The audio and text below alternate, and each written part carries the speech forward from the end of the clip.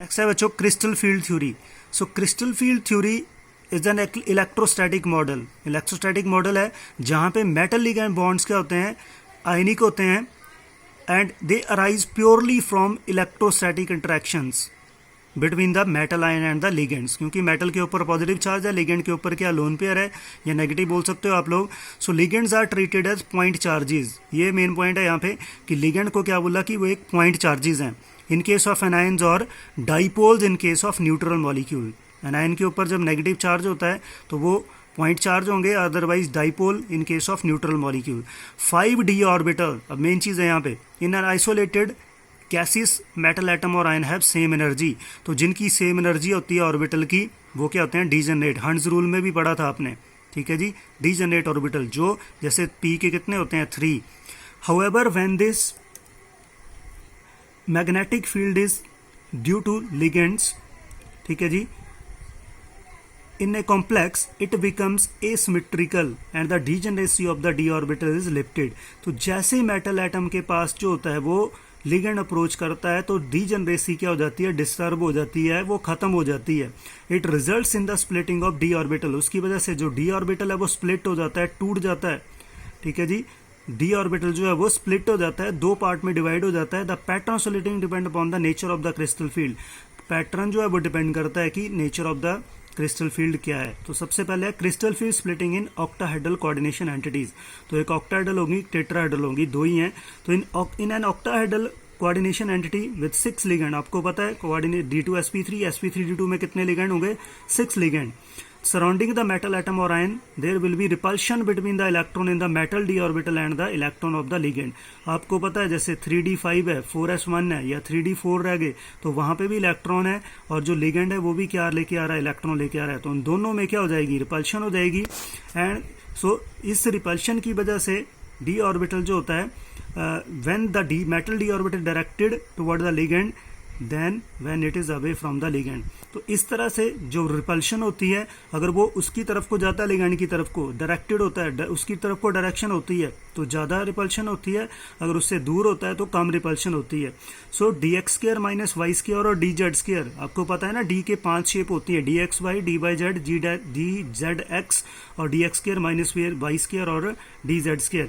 तो जो dx² minus Y square और dz² वाले ऑर्बिटल हैं ये क्या होते हैं, point toward the axis along the direction of the ligand. तो इनमें सबसे ज्यादा रिपल्शन होती है और इनकी एनर्जी क्या हो जाएगी, हाई हो जाएगी। और dxy, dyz और dzx क्या होंगे, इनकी और वो डायरेक्टेड होंगे बिटवीन द एक्सिस।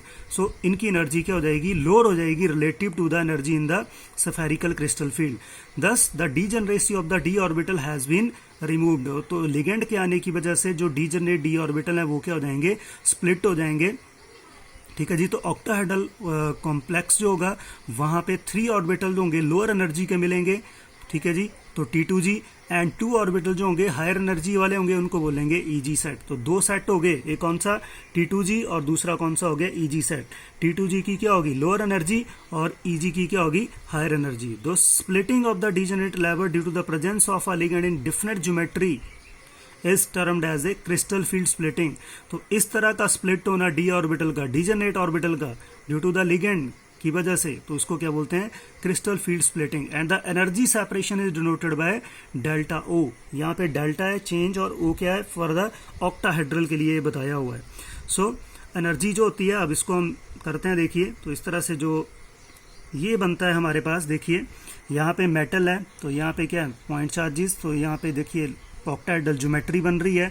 तो जैसे लिगेंड इसके पास आएगा तो मेटल जो है वो क्या हो जाएगा, उसके जो डी ऑर्बिटल्स हैं वो स्प्लिट हो जाएंगे। जैसे देखिए यहाँ पे डीजनरेट डी ऑर्बिटल्स हैं, जैसे क्या होगा वो लिगेंड अप्रोच करेगा तो वो दो स्प्लिट हो गए। देखिए dx² माइनस वाई स्क्वायर और dz², उनकी एनर्जी हाई है, उनको Eg बोलेंगे।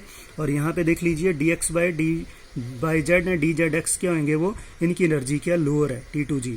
तो कितना डेल्टा ओ क्या है, crystal field splitting energy delta O octahedral के लिए ऊपर वाले की 3/5 डेल्टा नॉट होगी और नीचे वाले की क्या होगी, 255 डेल्टा नॉट। तो ये आपके पास डी ऑर्बिटल में splitting in an octahedral crystal field. तो ये आपने एनर्जी बनानी है, dx के ये पहले सारे इकट्ठे थे और यहाँ पे जैसे वो स्प्लिट होंगे तो Eg ऊपर और T2g क्या हो जाएंगे नीचे। Eg वाले ये हैं और T2g वाले ये हैं। सो उसी तरह से टेट्राहेड्रल में भी वही होगा, बट पैटर्न क्या होगा, डिफरेंट है।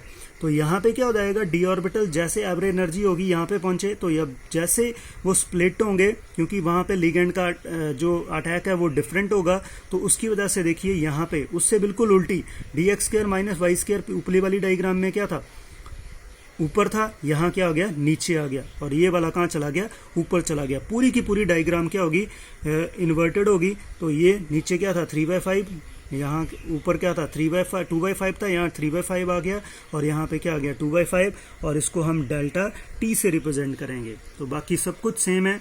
So this is called as the D orbital splitting in case of tetrahedral. Next है थोड़ा सा कि if delta not is less than P, की जो पेयरिंग एनर्जी होती है पेयर करने की, the fourth electron enter one of the eg orbital giving the configuration. तो कॉन्फ़िगरेशन के बारे में भी हम करेंगे। तो जब delta not is less than P होगा तो उनको बोलते हैं वीक फील्ड लिगेंड, और they form high spin complexes. अगर delta not is greater than P तो वो क्या बनेगा, आपके पास स्ट्रॉन्ग फील्ड लिगेंड आएगा। ये थोड़ा सा ध्यान रखने वाली बात है। नेक्स्ट है लिमिटेशन, थोड़ी सी लिमिटेशंस है।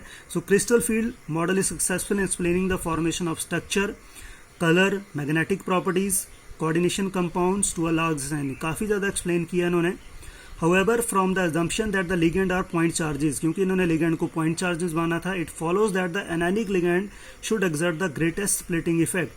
तो इससे होना चाहिए कि जो नेगेटिव है वो ज़्यादा इफेक्ट होना चाहिए। सो बट होता है इससे उल्टा है। anionic ligand के क्या होते हैं, they found at the low end of the spectrochemical series, ऊपर नहीं है वो।